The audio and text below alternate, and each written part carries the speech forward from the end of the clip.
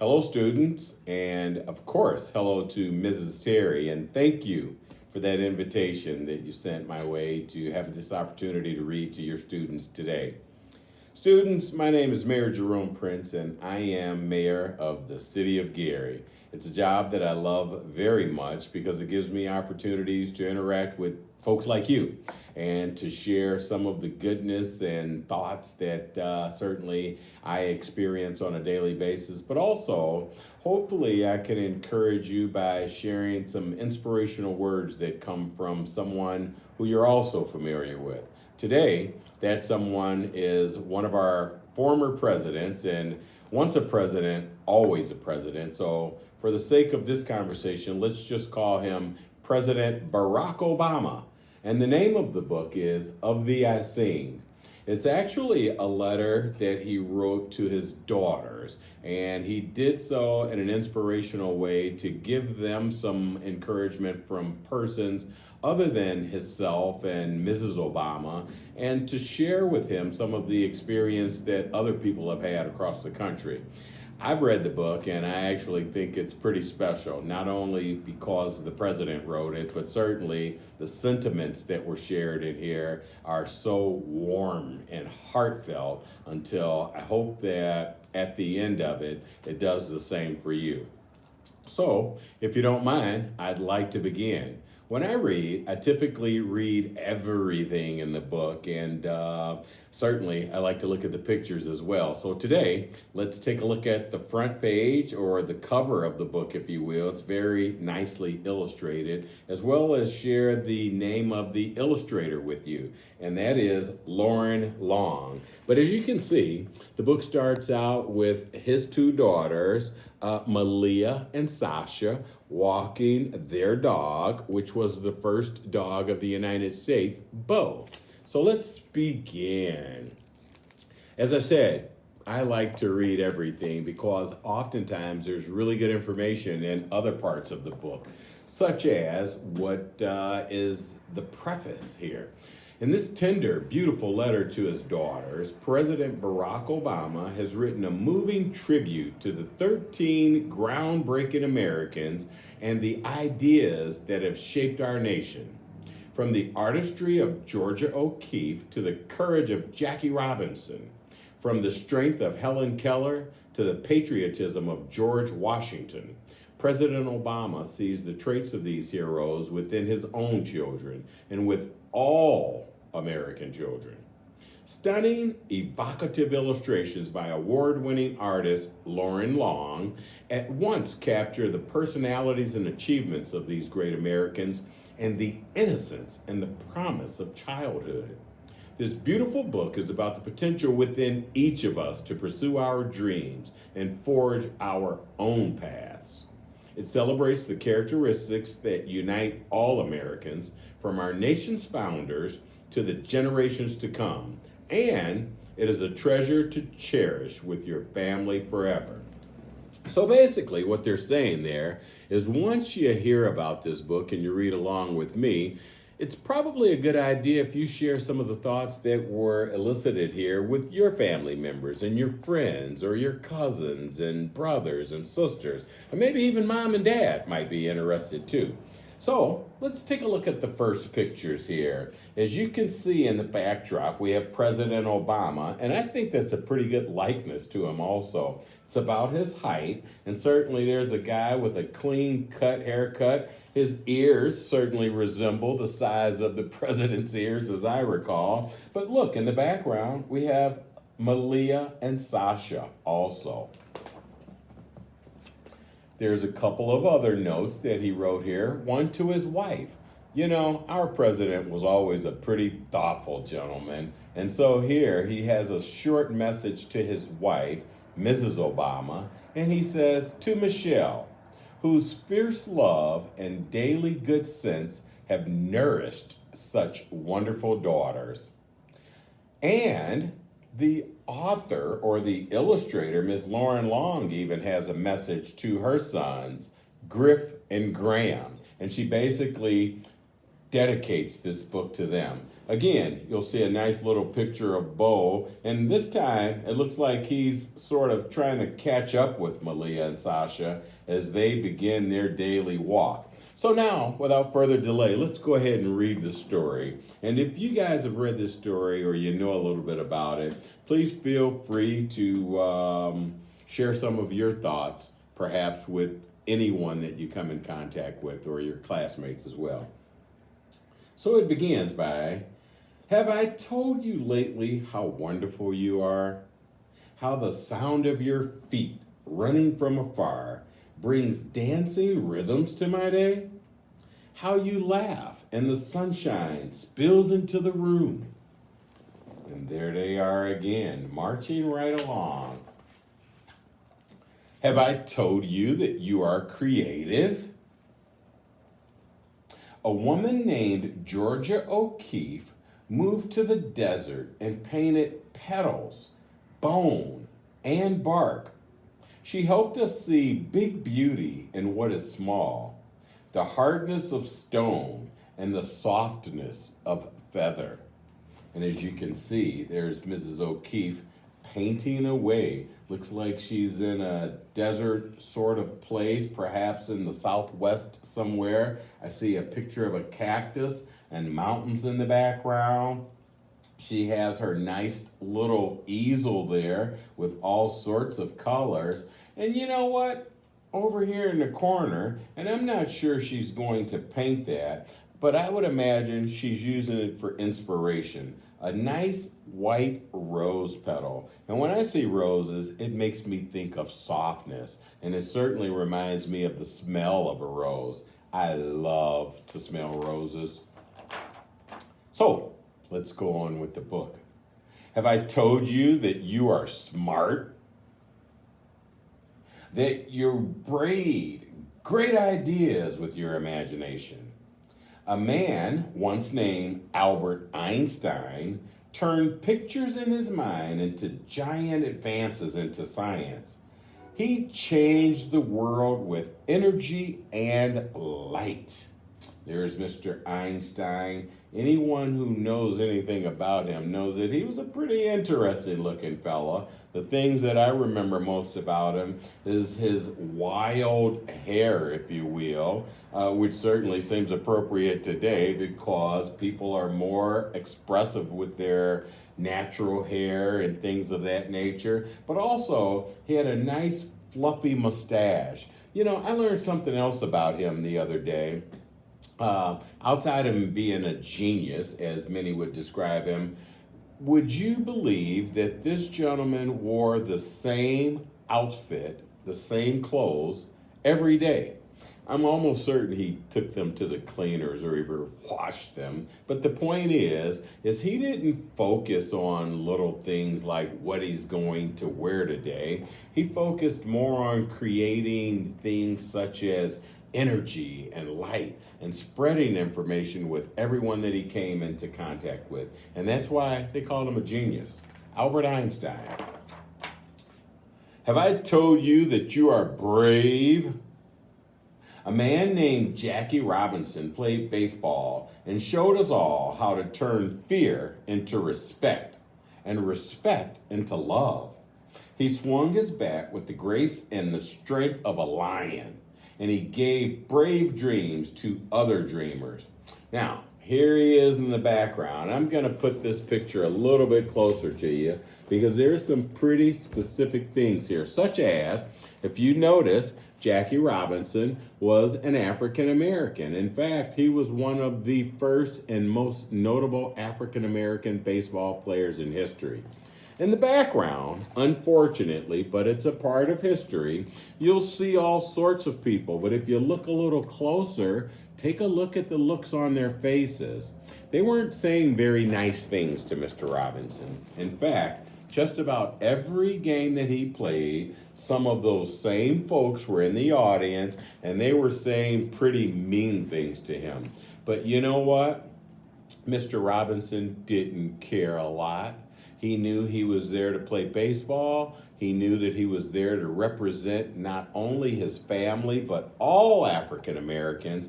And he was there to teach people how, even in the face of adversity, you can be brave. He was certainly a brave individual, someone that I admire, that's for sure.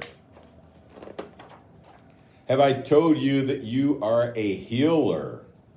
Sitting Bull was a Sioux medicine man who healed broken hearts and broken promises. It is fine that we are different, he said. For peace, it is not necessary for eagles to be crows. Though he was put in prison, his spirit soared free on the plains, and his wisdom touched generations. So, there's Mr. Sitting Bull, or at least a semblance of him in the back. He was an Indian gentleman, as you can tell by the feather in his head. And these are all of the students, like you, who are learning about Sitting Bull, as he still is a great instrumental part of history. The picture here, although it's made of mountains and trees and other things such as the sky, it's sort of a depiction of his face. And I believe that he probably resembled this picture here very closely. But Mr. Sitting Bull, again, was a courageous gentleman. And he's someone who taught us the spirit of strength and fortitude. And he also wanted to heal the world. He wanted people to be happy, just like you guys, and he wanted them to know that they're truly great. Have I told you that you have your own song? So let's see who they're talking about here. Oh my goodness, one of my favorite people. When I was a kid, I learned about this lady. A woman named Billie Holiday wore a gardenia in her hair, as you can see there. In fact, she became pretty famous for that gardenia rather, that she wore just about every time she appeared in public. And she sang beautiful blues to the world, her voice full of sadness and joy. It made people feel deeply and add their melodies to the chorus. Have I told you that you are strong? A woman named Helen Keller fought her way through long, silent darkness. Does anybody know why? Well, let me read a little bit more, but I'm almost certain some of you have heard about Miss Helen Keller before. Here she is in the background, and there she is in a pond with a young man who appears to have his eyes closed, and she does also, but their eyes are closed for a very specific reason, and I bet some of you have figured that out already. But let's read and see what our book says. Though she could not see or hear, she taught us to look at and listen to each other, never waiting for life to get easier. She gave others courage to face their challenges. She was a wonderful woman. In fact, I first read about Helen Keller, I believe, when I was in the second grade, maybe even the first grade, but I've known about her and been just marveled by her wonders ever since. Have I told you how important it is to honors others' sacrifices? Let's do that one over. The mayor made a boo-boo. Have I told you how important it is to one more time. Have I told you how important it is to honor others' sacrifices? So it's suggesting that we acknowledge and pay honor to the sacrifices of other people that have come before us. And let's see who they're going to tell us about now.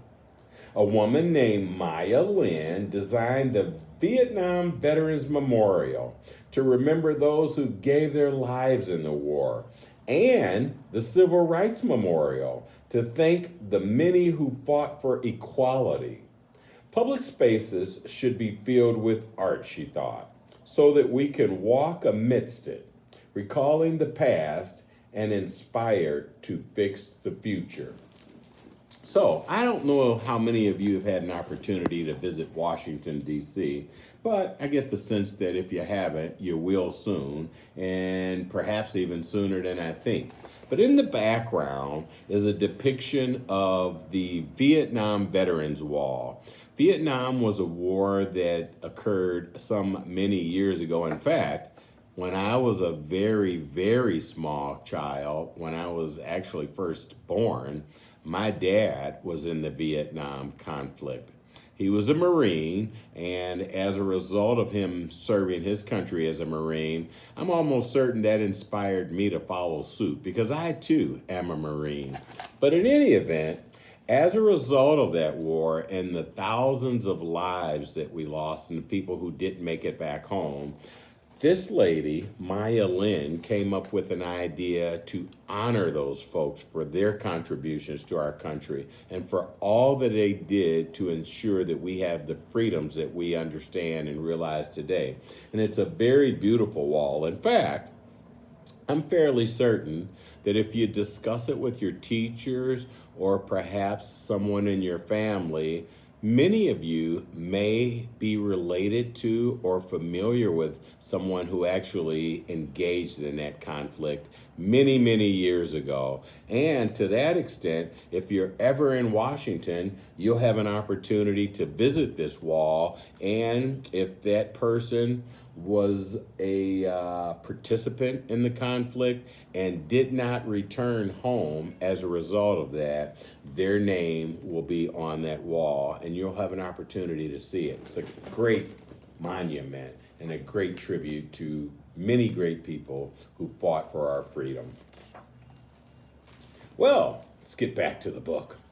Have I told you that you are kind? Oh, this is my favorite one. I love kind people. A woman named Jane Addams fed the poor, and she helped them find jobs. She opened doors and gave people hope.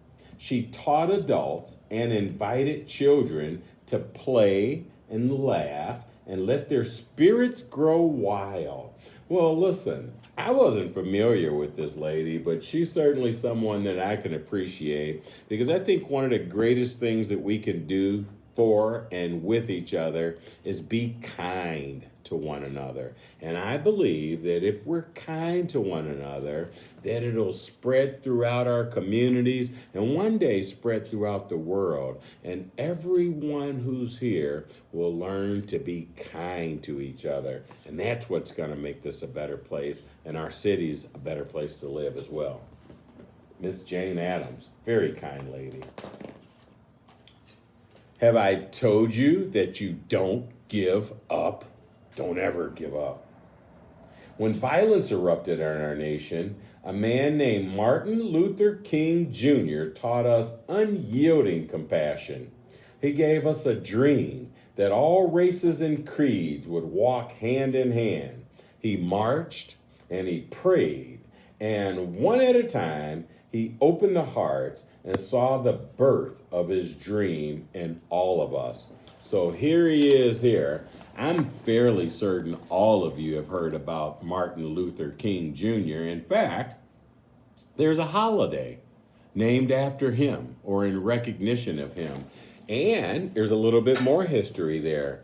There was a lady who once lived in Gary, Indiana, and she went on to become a congresswoman in the United States of America, or specifically in Washington, D.C. And she was the one who actually sponsored, authored, and ensured that that legislation establishing January the 15th, or actually it's the third Monday in January, that it be recognized in honor of Reverend Dr. Martin Luther King for all of the great works that he's done. So it sort of goes back to a couple of pages ago when we were talking about someone who honored people of the past for their contributions. And guess what? I believe that one day we're going to be honoring some of you. Mrs. Terry has shared a little bit about you with me, and I think that you all are certainly wonderful people, and I think that because of that, this is going to be a greater place to live. I don't know if you guys have noticed, we're going to take just a small break, but in the background here, we have two famous people. one of which is Martin Luther King Jr. And this is a statue my mother actually bought for me, and it was for his 50th anniversary. And we were commemorating him, and she purchased this statue, and in the background is an excerpt from his I Have a Dream speech, which took place in Washington, D.C. in 1963, right around August the 28th, which is 12 days away from my birthday. The gentleman in the other background, just since we're talking about these wonderful statues, is Nelson Mandela, another famous, kind individual who sacrificed much of his life to free and advance the causes of the people in his country. He was from South Africa. Two wonderful gentlemen that I keep in my office every day because they serve as a source of inspiration for me, for all that they've done for not only me, but for all of us. Pretty cool, huh?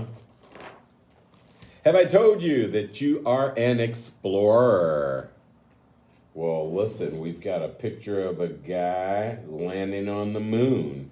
Let's hear about him. A man named Neil Armstrong was one of the first to walk on the moon. He watched the world from way up high, and we watched his lunar landings, leaps, which made us brave enough to take our own big, bold stripes. Well, that's so true because today there's still people flying to the moon, and it's all a result of his bravery to be the very first one who took that trip. So imagine almost 60 years ago, someone coming up to someone saying, "Hey, I'd like you to fly to the moon." And although people told people that, right, it was more of a joke. But in this instance, they were really serious. They created a shuttle, or a spaceship, if you will, that flew this gentleman and some other of his colleagues all the way to the moon, some millions of miles away, so that he could explore and find other opportunities to bring information back to make this a greater place to live. And as a result of his bravery, we certainly have realized many of those instances. And now, believe it or not, there's discussion about people actually traveling beyond the moon, even to Mars. Wouldn't that be great one day if we had an opportunity to get on a space shuttle and perhaps travel to Mars? Maybe we will. I'm looking forward to it. I don't know about you all, but I think that would be so exciting. And because of that, I'm so thankful to Mr. Neil Armstrong. Another bit of history. So, I'm certain that many of you are probably not aware that Gary, Indiana has another connection to the people who actually went to the moon. There was a gentleman by the name of Frank Borman, and he was one of, if not the first individual to actually orbit the moon. Now, while he didn't get an opportunity to be the first person to land on there, certainly he had the same idea as Mr. Armstrong here. And guess what?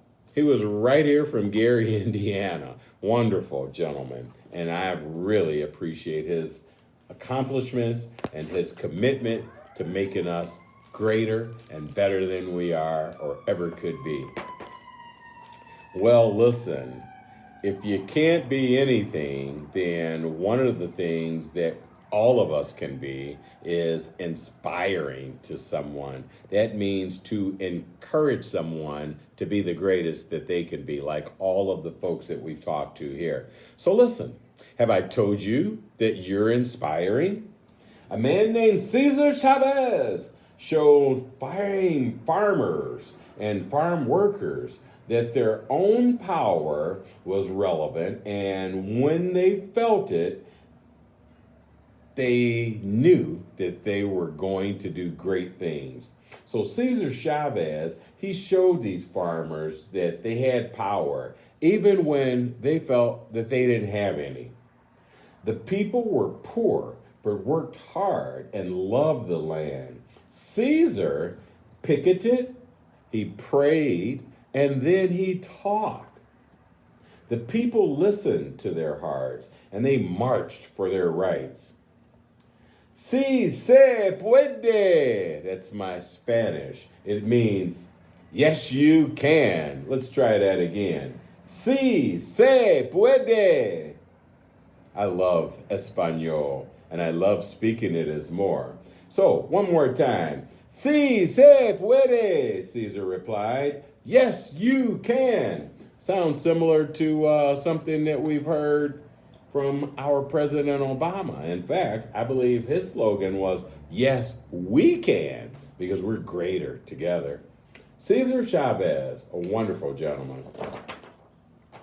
Well, let's see what we've got next. Have I told you that you are part of a family? Now, you probably already know that, but I believe what they're speaking about is a family of humans, a family of people just like you and I, who we may or may not be familiar with, but who have love and compassion in their hearts and are desirous to engage and help us, you and I, make this a greater place. Let's see what they're talking about here. Wonderful picture. Anybody recognize that gentleman? I'm sure you do. And again, if you get the opportunity to go to Washington, D.C., he has a statue, actually a monument, housed inside of a building that's open 24 hours a day, and it's a wonderful depiction of him. But this is President Abraham Lincoln. So, a man named Abraham Lincoln knew that all America should work together. He kept our nation one, and he promised freedom to enslaved sisters and brothers. This man of the people, simple and plain, asked more of our country, that we behave as kin. So he wanted all of us to know that even though we may not have been born in the same place and we don't have the same mother or same sisters or brothers or cousins, that in a unique way, because we're all human, that we're all connected to each other. And because of that, we should always be kind, we should be compassionate, and we should certainly encourage each other to be the very best that we can. And that's exactly what this gentleman did. President Abraham Lincoln. Have I told you to be proud to be an American? Well, looks like we're going to talk about another president here. Our very first president, George Washington, believed in liberty and justice for all. His barefoot soldiers, barefoot, are you kidding me? Now that's commitment. These guys were barefoot. His barefoot soldiers crossed wintry rivers, forging ever on. He helped make an idea into a new country, strong and true. A country of principles, a country of citizens. I'm still amazed that there were actually people who thought enough of you and I and what we could become some 200 plus years later. And they were so committed that they actually, some of them, didn't have shoes. But the mission was real, and it was important. They were fighting for a free country so that you and I today could have an opportunity to engage with each other and share a few words in this book. I am so thankful for men like President George Washington, just as I'm thankful for all of you. Have I told you that America is made up of people of every kind? Well, gee, those sure are a lot of people. I see girls with ponytails. I see boys with shorts. There's Indian, Mexican, African American, Caucasian. There's Asian people. Boy, there are all sorts of people. There's baseball players. There's a person with a guitar. There's a football player back here. Let's see who else I see. Here's a cowboy. This guy, I love cowboys because I really love animals. Let's see. Oh, there's a guy. Now, I bet that he's going to be one of the people who are interested in flying to the moon. He's got a rocket ship right in his hand. Oh man, there are just so many wonderful people here. There's girls and boys, there's tall people, short people, people of all races, religions, and beliefs. People from the coastlines and the mountains, people who have made bright lights shine by sharing their unique gifts and giving up the courage or giving us the courage to lift one another right up, to keep up the fight, to work and build on all that is good in our nation. Well, that's what these folks are doing. They're all collectively coming together to make this a greater place to live for you rather, and me. Well, looks like we're getting to the end of the book, and as we conclude it, here's President Obama taking a nice walk with his two daughters. Any of you take walks with your parents or uncles, or maybe ride your bike? The point is whenever we have an opportunity, it's nice just to talk to one another and to share some good times, because oftentimes we can share information that the other person may not know. And it may give you an opportunity to lift someone's spirit someday. One day, maybe someone's not feeling so well because their dog ran away or something else occurred that doesn't make them happy. And you have the ability, with your braveness and your courageousness, to help that person feel better. And believe it or not, if you make them feel better, some sort of way, it makes you feel better. Believe it or not, I feel pretty good being here reading to you today, and I hope that it makes you feel better, or just as good as it makes me feel. Well, our book is ending by saying, have I told you that they are all a part of you? All the people that we read about are certainly part of you. Have I told you that you are one of them, and that you are the future? And have I told you that I love you? Well, I'm sure I haven't, but I'm going to now. I love you all. I want you to be the very best that you can be, but I also want to challenge you. I want you to contribute and help make this place, this world that we live in, your individual communities, your cities and your towns, even your neighborhood. I want you to help by making it a better place. Be bold, be courageous, be adventurous, as some of the people that we spoke about here. And listen, if you do that, I'm certain that this will be a better place. Thank you all so much for your attention today. Thank you for listening to our book. And a couple more pictures I'd like to leave with you. Have I told you that America is made up of people of every kind? And on the background here, it's just a reminder of some of the people we talked about. So there's Billie Holiday with her famous gardenia in her hair. Here is Albert Einstein, the gentleman who wore the same outfit every day and had really fuzzy hair and a big, thick mustache. And of course, the last one is President Abraham Lincoln. And I thank each of you for your contributions to our country, and I certainly thank all of you for being here today. Thanks again, Mrs. Terry, and I look forward to seeing you next year. Bye-bye.